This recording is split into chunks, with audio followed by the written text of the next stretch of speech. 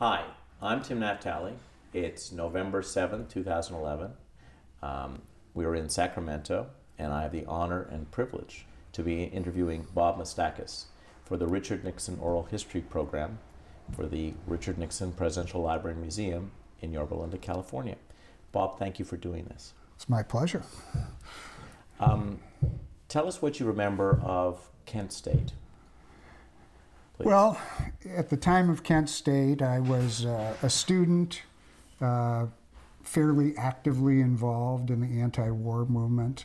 I'd already had my own personal experience of government overreactive horror at the Pentagon in 1967, I think it was, where demonstrators were beaten, and the most peaceful of demonstrators, people who had come from the Freedom Riders in the South, singing "We Shall Overcome," sitting peacefully on the ground, although albeit trespassing, and seeing people beaten and hauled away and thrown in the back of trucks. When a bunch of us decided to leave in the middle of the night, they tear gassed us as we were going under an overpass. Just sort of gratuitous violence. And I had not gone to the Chicago Democratic Convention, which of course there was a horrific reaction at Grant Park, which the whole nation saw how these demonstrations were being treated.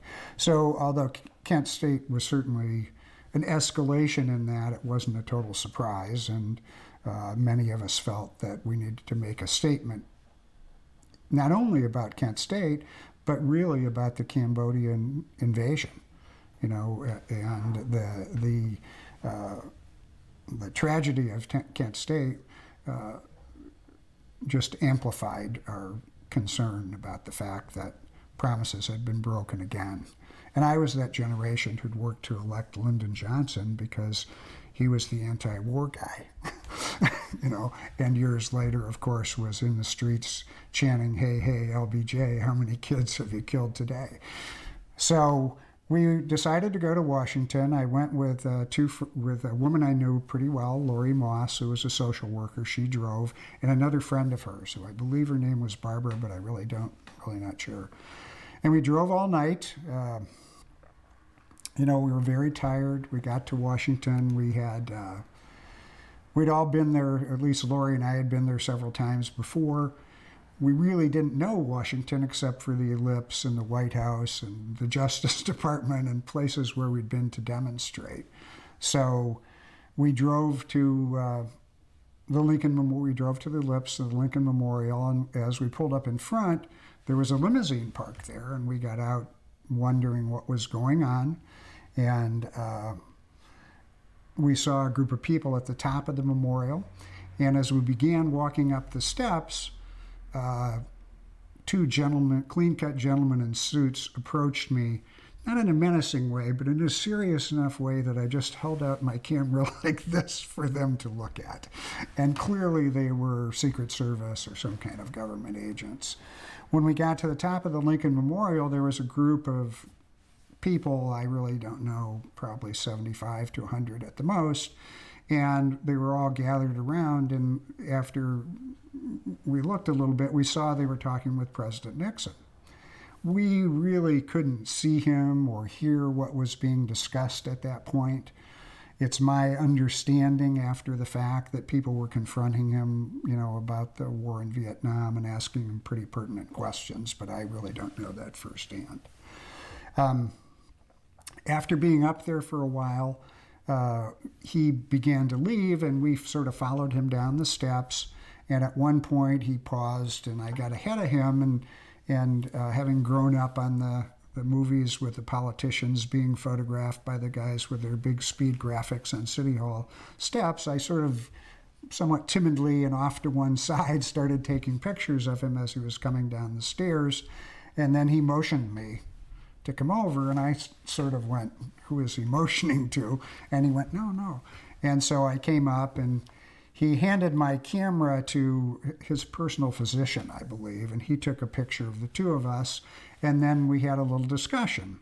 And I, of course, was more than a little intimidated by the office and authority of the presidency, even though I didn't think too much of Richard Nixon as a person. And and somewhat cowed by that, and at the same time feeling, oh, this is my opportunity. I can say something to make him understand everything so we won't have this ongoing problem. And as we talked, he asked me where I was from and what I was doing and how old I was. And after I responded, he said, well, let me tell you a story. A Chinese friend of mine told me. And he said, I guess somewhat prophetically, I've long been a friend of the Chinese people, which was something that seemed unlikely to me at the time, because as a American demonstrator, we felt ourselves pretty close to the thoughts of Mao and a lot of the things the Chinese people believed in. And anyway, and he proceeded to tell me this story about how his friend had told him that at age 14 or 12, I don't recall exactly when, they decided who was going to technical school, who was going to work in the factories and the fields, and who was going on to higher education. And then he said, and I said to my friend, you're losing the Churchills. And then the man who used to like to think of himself as the most powerful man in the history of the world sort of patted me on the shoulder and said, because, Bob, the Churchills are the late bloomers, reassuring me that it was okay that I was 25 and still in college. And then he proceeded down the steps, spoke with Laurie and the other woman, had a similar conversation with them.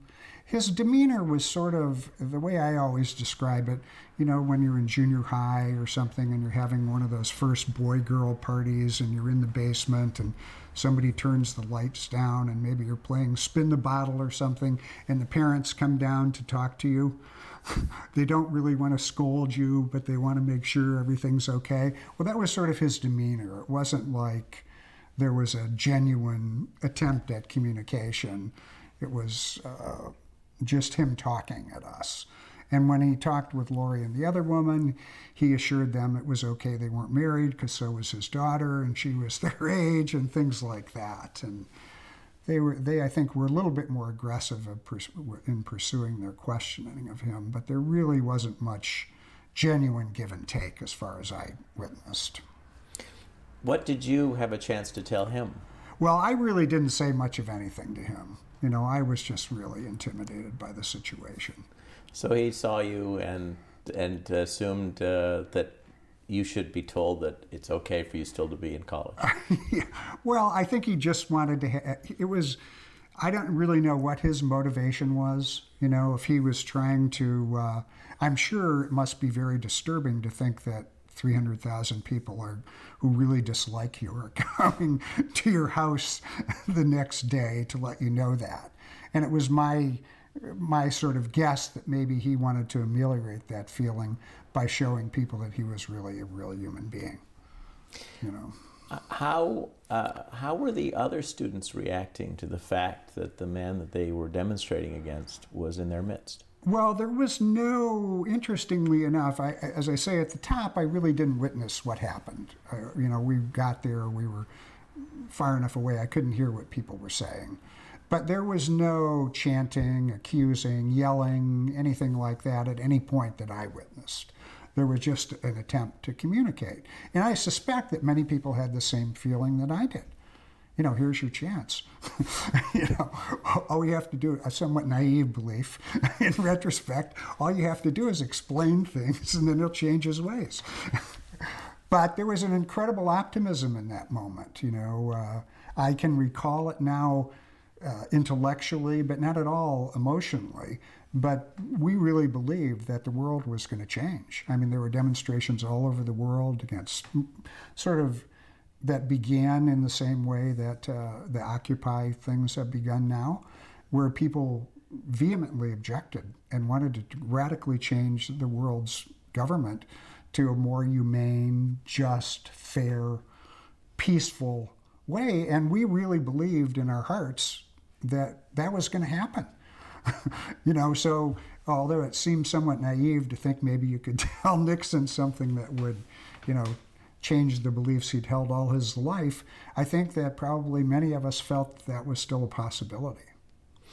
The the people who are watching and will watch this are living in a world where all of us can easily take photographs and film our daily events and daily lives.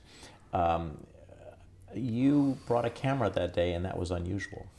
Yeah, I was actually the only one with a camera, as far as I know to this day. There was no press of any kind there. It hadn't been announced to the press. And I had a camera that, interestingly enough, my friend John Perry had bought at the PX in Vietnam when he was there in the military. And I really hardly knew how to use it. And he had just said, "Why don't you take this if you're going to the demonstration? Maybe something interesting will happen." But this was not the interesting that we thought might happen, that's for sure. Can you recall what kind of camera it was? Yeah, it was a Canon. I don't remember what model, but it was a Canon 35 millimeter camera. And afterwards, when we were leaving the Lincoln Memorial, a reporter approached us and said, "Hey, I heard the president was here." And we went, "Yeah." He said, "Well, what happened?" And we told him as best we could. And he saw my camera and he said, "Did you take any pictures?" And I said, "Yeah." And he said, "Oh, you should take them over to UPI." And I can't remember if he told us where it was or he took us over there.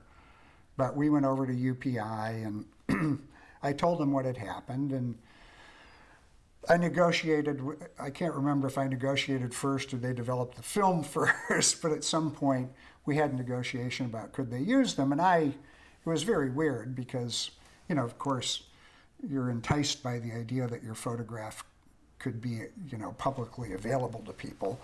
And I had no conception of what the photograph would be worth anyway. And it was the morning of this big demonstration at a time when 20 more people might have been killed, or somebody might have thrown a Molotov cocktail at the White House. I mean, they were volatile times, and hundreds of thousands of people were coming to Washington, and this may have just been a little blip on the day.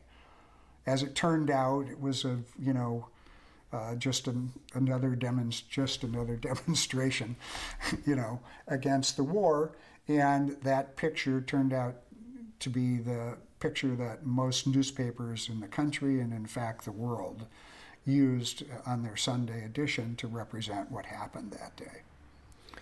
How did you meet Hugh Sidey?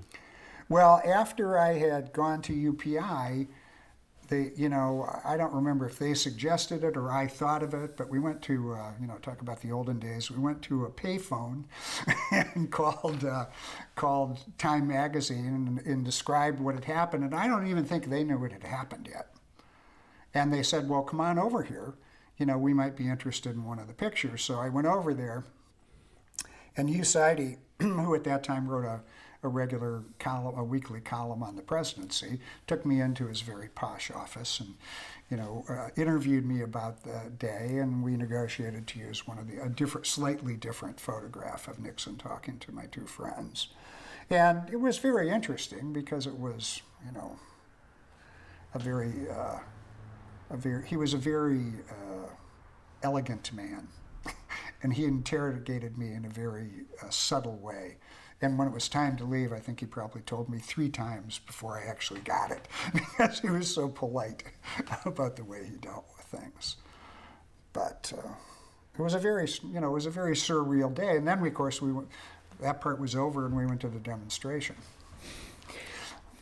Why don't we should help the viewers know what kind of timetable we're discussing. You drove from Detroit. Yeah. On May 8th. Yeah. The president gives a press conference that night. Did you listen to it in the car? Did you listen? I don't think so, no. And you arrive in Washington about what time? About 5 in the morning. So you stopped only a few times? Yeah, we just pretty much drove straight through, yeah. It's 5 in the morning, and why did you drive to the Lincoln Memorial? Well, because we were going to end up at the Ellipse, because that was where the demonstration was, and that was sort of my knowledge. Certainly, I shouldn't speak for everyone, but my knowledge of Washington. I'd been to these public places where there were demonstrations. I'd never been to the Smithsonian or any place like that. That was the only reason I'd been to Washington, and so we just happened to go there because we needed to go somewhere. we figured nobody would be assembling for the demonstration at that point, which probably was happening at 10 or noon or something like that. And in that more innocent time, you could actually drive up to the Lincoln Memorial. Oh yeah, I mean, one of the amazing things reflecting back on this, and perhaps even for that time it was a very unique event, but was how publicly accessible public officials were as opposed to today. As I said earlier, we live right now just down the street from the former governor's mansion of California, and you used to be able to walk up to the door when they lived there and knock on the door and sell them Girl Scout cookies or whatever. Those days are long gone, unfortunately. And while people often say the reason for that is the times, I've always sort of contended that if we lived in a just and equitable society, the people who ran it wouldn't have any need to be surrounded by guards and bulletproof glass.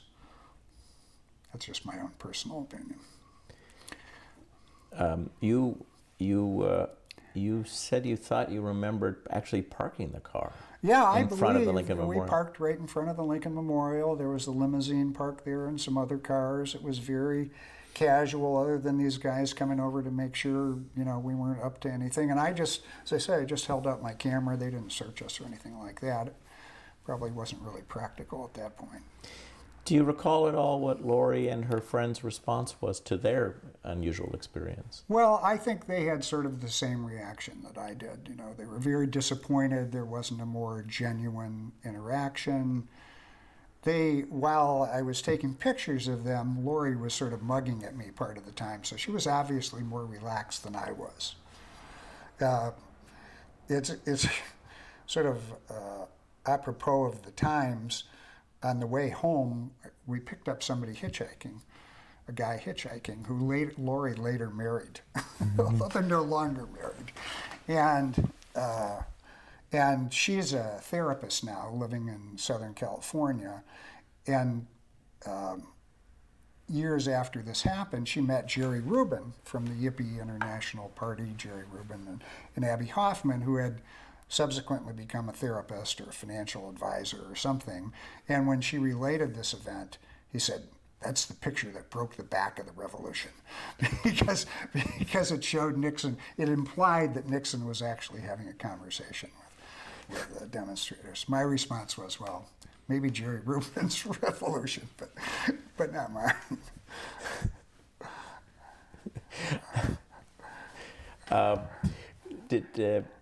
Did you talk to anybody else that day other than your two friends? I mean, did you talk to anybody in the crowd and say, "Isn't this amazing? What's he doing here?" Yeah, I mean, you told people about it, but it wasn't. I guess it wasn't as impactful that day. It was more surreal than significant, And the surrealness was significant, but people then, we were earnest young demonstrators, and we were very concerned. As I said earlier, we held in our hearts that it was our mission to change the world, and that's why we were there. And when I thought about it in retrospect, one of my regrets is I didn't take that opportunity. I didn't want to wrestle them to the ground or anything, but as I said, I didn't take that opportunity to say something more aggressively that might have helped. When you joined the group demonstrating around 10 or 11 that morning, had people heard that President Nixon was there? I don't recall that being, any big deal.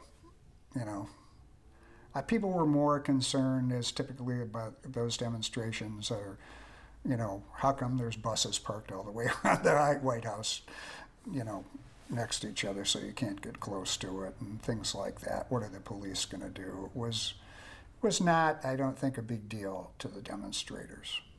Tell us a little bit about the buses, please. Well, I believe this was this demonstration. We went to the White House, and they had parked like Greyhound buses, front to back, so ringing the White House, so you couldn't get anywhere near it. Did you come back for another demonstration? I believe that might have been the last time that I went to Washington. How many had you participated in? I think that was like the third or fourth. The big one was when I went in '67 for the Pentagon, which was a relatively small demonstration. And it was really sort of the end of that age of innocence in some ways.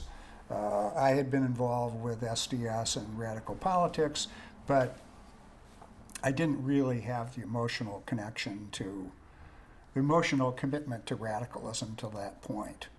And when we went to the demonstration, they had announced, or somehow, I really don't remember the mechanism, that we were going to go to the Pentagon, and the Youth International Party, they had little homemade flags on a stick about this long with the pyramid with the eye in it and stuff, that we were going to go to the Pentagon and levitate the Pentagon. And so we were going to surround the Pentagon and chant "out demons out" in an attempt to go to the Pentagon.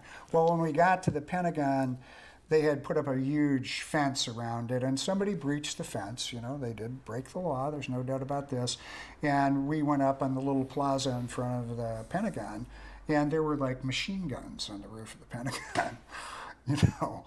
It was just mind-boggling to me. And the group of us, maybe 10, was the demonstration where women went up and put flowers in the barrels of the National Guard's rifles, and there's some famous photos from that.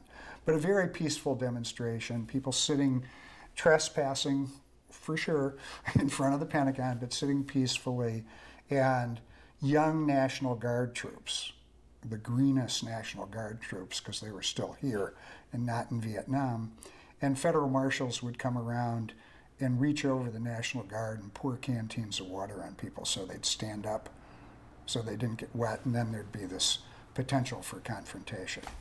Just a very unfortunate use of power. And these were people who were the most committed, nonviolent, demonstrators. And just, as I said, when we left, a bunch of us decided we weren't going to stay there all night, and as we left, we were singing "America the Beautiful," I believe, and went under an underpass, which was enclosed, and they tear gassed us. We're leaving, so. That's the demonstration that Norman Mailer writes about, isn't it? I believe so, and I think in the Sheehan book on Vietnam, there's a good description of that day. So what was the effect of that experience on you? Well, I came back and I was actually going to Michigan State at that time, and I came back and I went, "Wow, did you see what happened?" And people went, "No." Because even some supposed liberal newspapers like the New York Times said demonstrators attack police. Well, that's not what I saw, and I didn't see everything, but that's not what I saw at all. And when I tried to tell people about it, because it obviously had really affected me, it scared the hell out of me, and it totally transformed what I saw as a possible view of what the United States was like. And I tried to communicate that to people, and they didn't want to hear it, which I guess is a common reaction to those kind of things. And I went to people who I had thought were a little wacko in the past and said, "Now I understand." And is that when you joined SDS? Yeah, I think I had belonged to SDS before then. But for people watching, what was SDS? SDS was an organization that was actually founded in Michigan, mostly by University of Michigan affiliated people, called Students for a Democratic Society. Tom Hayden, one of our former senators here in California, was one of the founders. And it was a group of people who believed strongly that the United States had gone astray and wanted to bring it back on the path to be a country that America purported to be, and that we grew up believing it to be.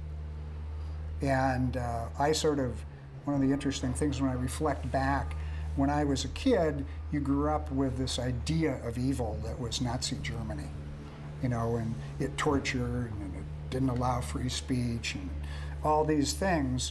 And one of the things that I'm concerned about today is that young people don't have an ideal of evil. So that when the United States tortures people, people don't go, "Oh my God, how could we do that? That's not American." But I came up from that in that generation where those things were not American. So SDS was designed to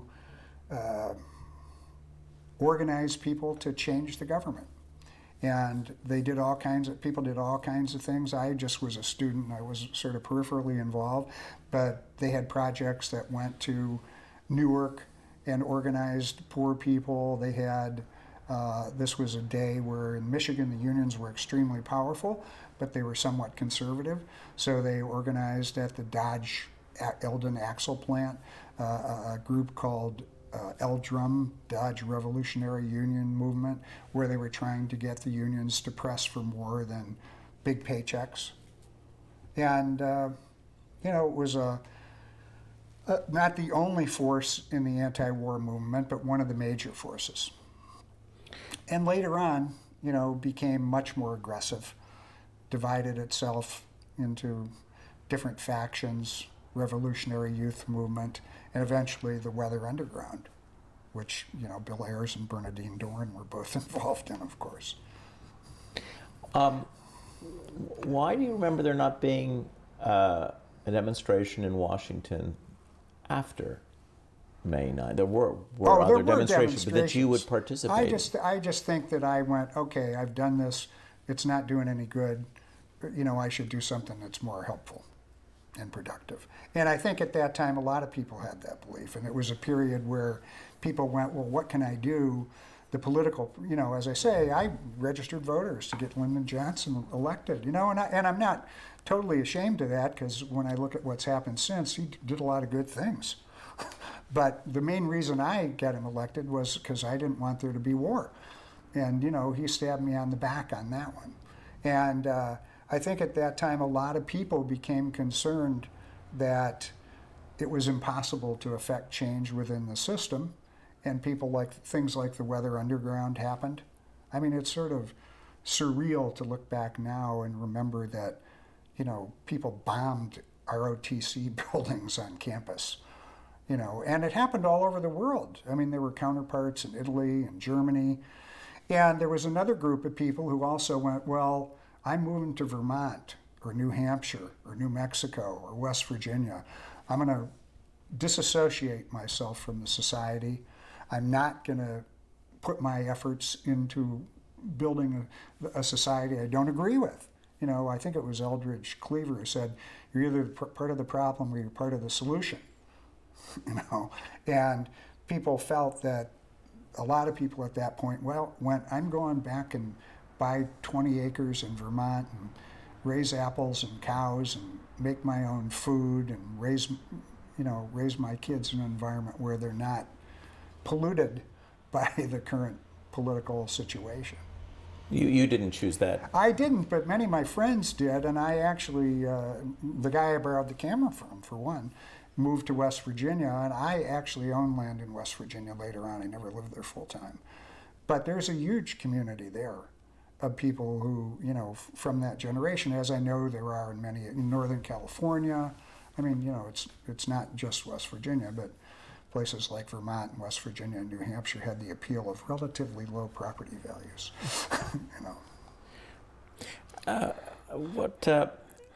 To get back to your conversation with President Nixon, how did he make the leap from the story from the Chinese friend to Churchill? Well, because Churchill was a late bloomer. And so if Churchill had been shunted into working in the factories when he was 13, we might not have ever had this great statesman in his mind, I think is what he was thinking. And what do you wish you had said to the president? Well, I don't know. I beat myself up over this for a while, but in retrospect, I don't think it really would have mattered. It really was the lack of genuineness in the communication that would have would have stopped him really understanding anything I said. I mean, I wish I would have at least said, we're really against this war, please stop it, or something simple like that. And when the war stopped in 1973, what was your reaction? Well, I was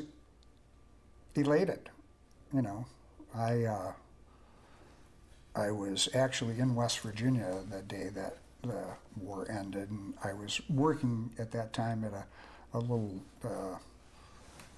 cafe in Ann Arbor, and I called up and said, I'm buying a keg, give everybody free drinks, I think is what happened.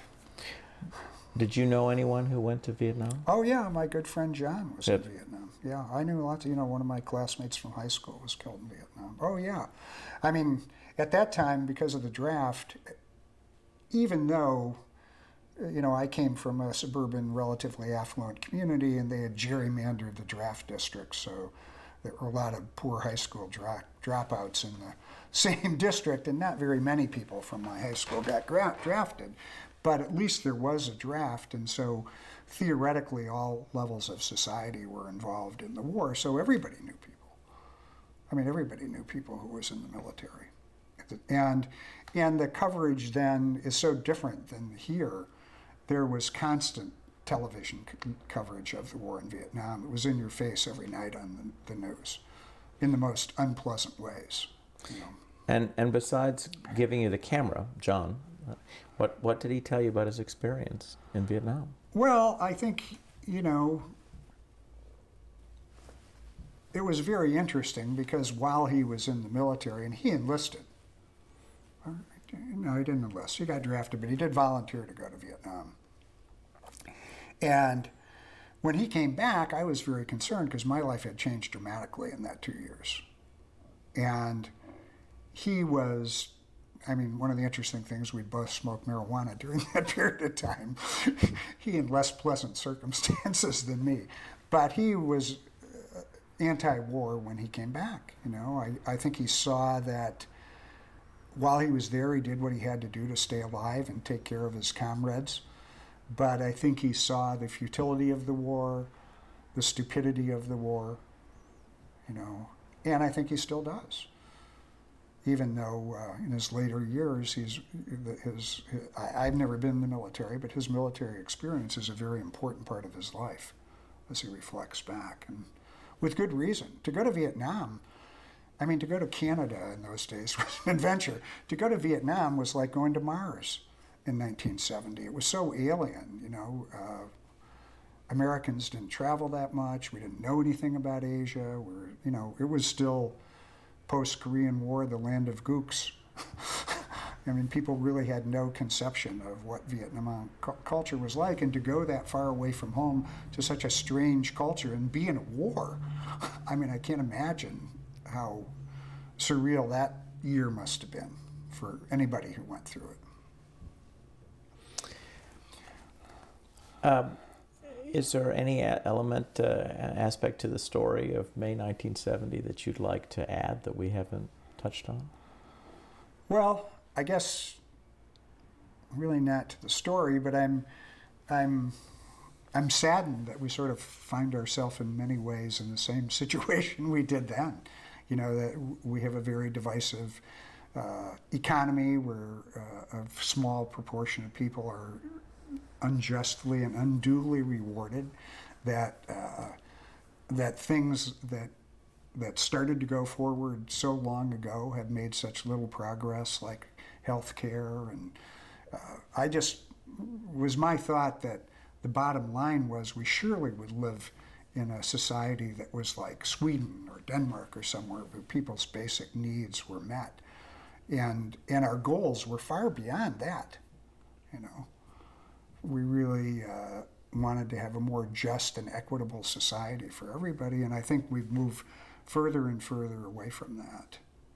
And it's just a much different world. Not only does everybody have a camera, they've all got their Facebook page, and media is fragmented, and there's it's just a very different place in America today. And Did the sort of the evolution, the world changed in a number of ways since then. Did some of the changes elsewhere in the world cause you to think about different ways to organize society for a more just and peaceful society to develop?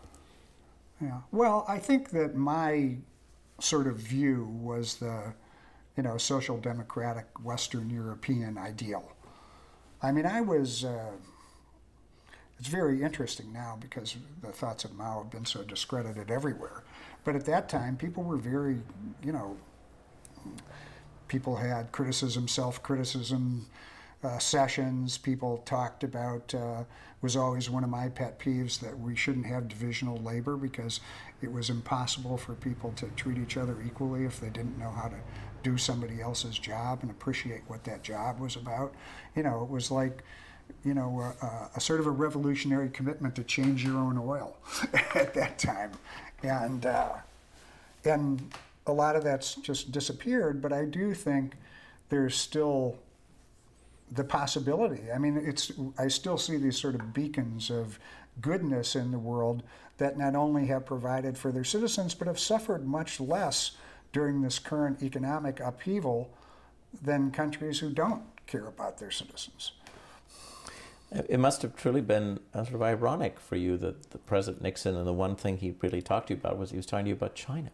Yeah, oh, it was very ironic, and you know, I've been to China 7 or 8 times, and it's very strange for me that he's quite respected there because he opened up relations with China, and you know, Chinese people don't understand why I would dislike Nixon. I was saying he also was talking to you about the Chinese model of education. Yeah, yeah. And you were also very interested at that time in the Chinese model of education. Yeah, yeah. And it's very interesting, you know, one of the places that I've been several times in China, in Shanghai, there's a propaganda art museum.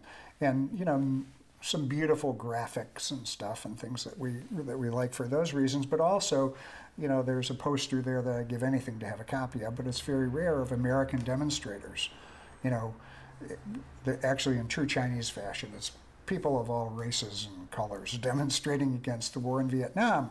And while people often deny or are embarrassed to say that we were supporting the enemy in the war in Vietnam, in fact, we were.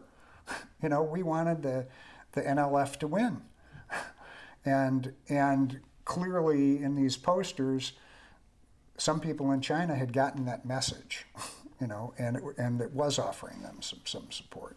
Why did you want the NLF Well, to I guess win? it was the belief that the Diem regime was corrupt, that the United States interests were given more paramount importance than the interests of the Vietnamese people, and that the NLF was, you know, a true representation of the group that had fought for freedom against the French, and now we're fighting for freedom against the Americans. Not a view shared by every Vietnamese, of course. Did what happened in Vietnam afterwards change your mind a little bit about that? Well, actually, what gave me the most thought, my oldest child, my daughter, is married to a Vietnamese guy. And he grew up in America, but he was actually born in Vietnam. And his family are vehement anti-communists. You know, we never discussed politics. And I've thought a lot more about it because of them, because they're nice folks and they're not stupid, you know, and they were there, you know. So I have reflected on that since then, for sure. Well, Bob, thank you very much for your time, and this is a real contribution to the library. Well, thank you. Thank you, gentlemen. Fun.